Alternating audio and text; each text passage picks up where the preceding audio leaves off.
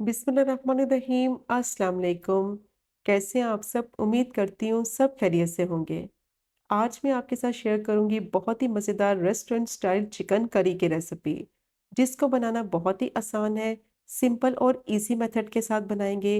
घर के बेसिक मसाले ही इस्तेमाल करेंगे और बहुत ही लजीज ये चिकन करी बनकर तैयार होगी।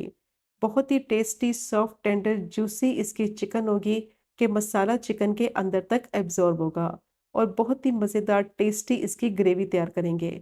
तो बस वीडियो को आपने स्किप नहीं करना, वीडियो को आपने एंड तक देखना है कि मज़ेदार चिकन करी मसाला को किस तरह से बनाया जाता है।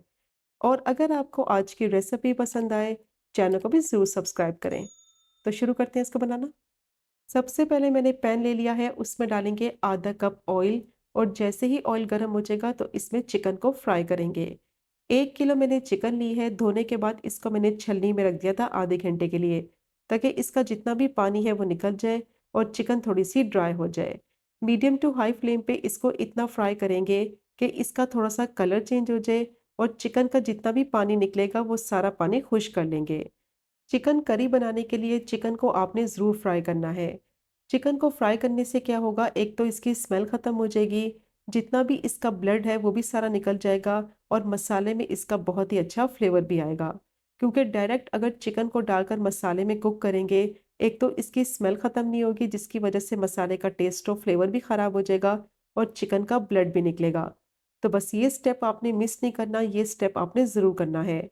चिकन को 6 से 7 मिनट के लिए मीडियम टू हाई फ्लेम पे अच्छी तरह से फ्राई करेंगे, ताकि इसकी स्मेल ख़त्म हो जाए, इसका ब्लड निकल जाए और चिकन में अच्छा सा फ्लेवर आ जाए।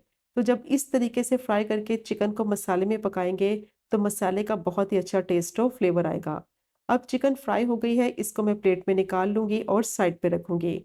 अब जिस ऑयल में चिकन को फ्राई किया है उसी ऑयल में डालेंगे कुछ साबुत गरम मसाले, जिसमें 2 तेज़पात, 1 टीस्पून जीरा, 1 बड़ी इलायची, 2 छोटे टुकड़े दालचीनी के, 3 हरी इलायची और 4 से 5 लौंग। अब इन साबुत गरम मसालों को क्रैकल हो जाने तक फ्राई करेंगे मीडियम टू लो फ्लेम पे। फ्लेम को हाई नहीं करना, फ्लेम को मीडियम टू लो ही रखेंगे, ताकि गरम मसाले जले नहीं और अच्छी सी इनमें खुशबू आने लगे। अब जैसे ही इनको फ्राई करेंगे तो इसमें प्याज डालेंगे। 1 किलो चिकन के हिसाब से 2 बड़े साइज़ की मैंने प्याज को बिल्कुल बारीक स्लाइस कर लिया है। अब प्याज को इतना फ्राई करेंगे कि थोड़ी सी सॉफ्ट हो जाए, इसका कलर लाइट गोल्डन ब्राउन सा हो जाए। ज़्यादा हाई फ्लेम पे इसको फ्राई नहीं करना, क्योंकि अगर प्याज का कलर डार्क हो जाएगा तो मसाले का कलर भी ख़राब हो जाएगा। तो इस बात का आपने ख़ास ख्याल रखना है। प्याज को फ्राई करने में ज़्यादा जल्दी नहीं करनी, तकरीबन 5 से 6 मिनट के लिए इसको फ्राई करेंगे मीडियम टू लो फ्लेम पे, ताकि ये सॉफ्ट भी हो जाए, इसका कलर लाइट गोल्डन ब्राउन सा हो जाए। जैसे ही प्याज फ्राई हो जाएगी तो इसमें डालेंगे 1 एंड हाफ टेबल स्पून लहसुन अदरक का पेस्ट और इसको भी फ्राई करेंगे 1 से 2 मिनट के लिए, कि इसका कच्चापन खत्म हो जाए, अच्छी सी खुशबू आने लगे। लहसुन अदरक को अगर अच्छी तरह से फ्राई नहीं करेंगे तो मसाले में इसकी स्मेल आएगी, जिसकी वजह से टेस्ट और फ्लेवर ख़राब हो जाएगा। तो कम से कम 1 से 2 मिनट के लिए इसको ज़रूर फ्राई किया करें। अब जैसे ही इसको फ्राई करेंगे तो इसमें डालेंगे चॉप किए हुए टमाटर। 1 किलो चिकन के हिसाब से 3 बड़े साइज़ के मैंने टमाटर लिए थे, उनको बारीक चॉप कर लिया था। अब इसको मिक्स करेंगे और चिकन करी बनाने के लिए जो आप टमाटर इस्तेमाल करें वो अच्छी तरह से पके हुए होने चाहिए, ताकि मसाले का कलर बहुत ही ज़बरदस्त आए और टमाटर भी अच्छी तरह से सॉफ्ट हो जाए। अब साथ ही इसमें डालेंगे मसाले। 1 टीस्पून लाल मिर्च पाउडर डालेंगे, हाफ टी स्पून इसमें हल्दी डालेंगे, 1 टीस्पून इसमें नमक ऐड करेंगे, या फिर नमक आप अपने टेस्ट के अकॉर्डिंग भी ऐड कर सकते हैं। 2 टीस्पून इसमें धनिया पाउडर डालेंगे, जिसका बहुत ही मज़े का फ्लेवर आएगा चिकन करी में। मिक्स करते हुए 3 से 4 मिनट के लिए इसको भूनेंगे, ताकि मसालों का कच्चापन खत्म हो जाए, मसालों में अच्छी सी खुशबू आने लगे। तो चिकन करी का मज़ा तभी आएगा जब स्टेप बाय स्टेप इसको भूनते जाएंगे, ताकि बहुत ही मज़े का स्मूथ सिल्की इसका मसाला तैयार हो। अब मसालों को मैंने टमाटर के साथ अच्छी तरह से भून लिया है। अब टमाटर को गलने के लिए रखेंगे, तो इसमें डालेंगे आधा कप पानी और कवर करके टमाटर को स्टीम में पकाएंगे तकरीबन 6 से 7 मिनट के लिए, ताकि टमाटर अच्छी तरह से सॉफ्ट हो जाए और मसाला इसका बहुत ही ज़बरदस्त स्मूथ और सिल्की बने।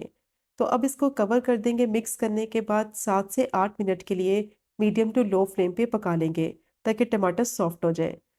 7 से 8 मिनट के लिए टमाटर को स्टीम में पका लिया है। अब इसको चेक कर लेते हैं। पानी जो इसमें डाला था वो सारा खुश्क हो गया है, टमाटर सॉफ्ट हो गए हैं।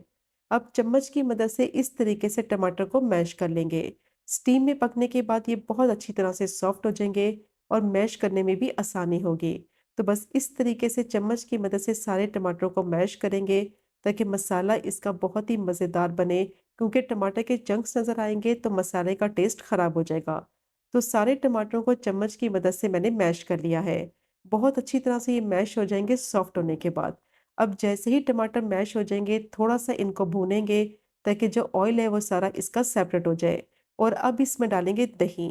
दही डालने से पहले फ्लेम को बिल्कुल लो कर दें ताकि दही की फुटकियाँ ना बने।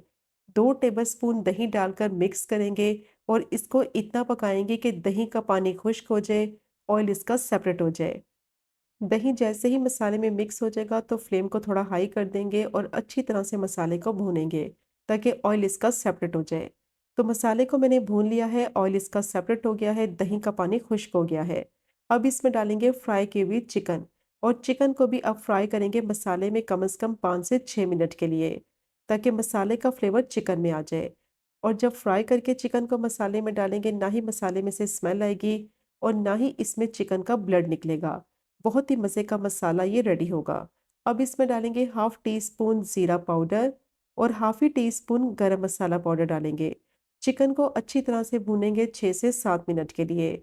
जितनी अच्छी तरह से चिकन को मसाले में भूनेंगे, उतना ही बेहतरीन इसका फ्लेवर आएगा।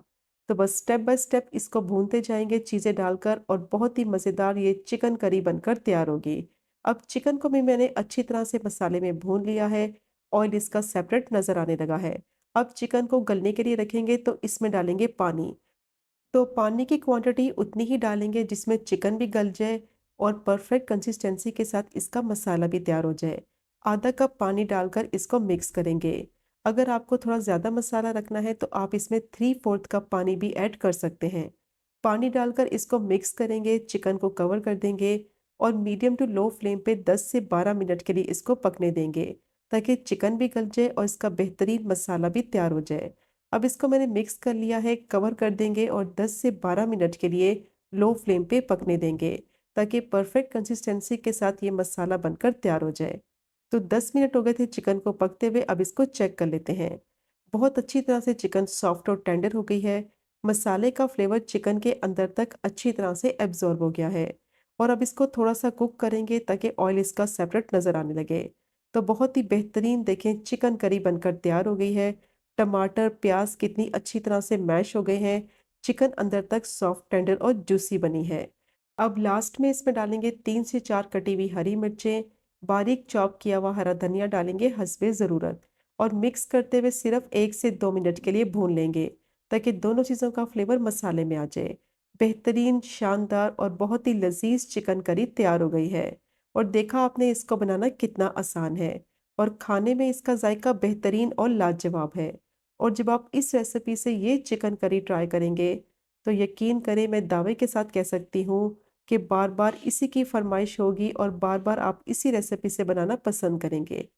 तो ज़रूर ट्राई कीजिएगा ये मज़ेदार चिकन करी की रेसिपी को, जो कि बहुत ही ज़्यादा लज़ीज़ बनती है और बनाना इसको बहुत ही आसान है।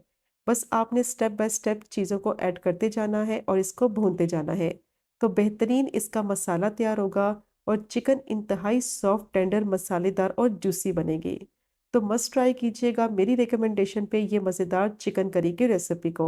और अगर आपको आज की वीडियो पसंद आए, चैनल को सब्सक्राइब करें, वीडियो को लाइक करें और शेयर करें।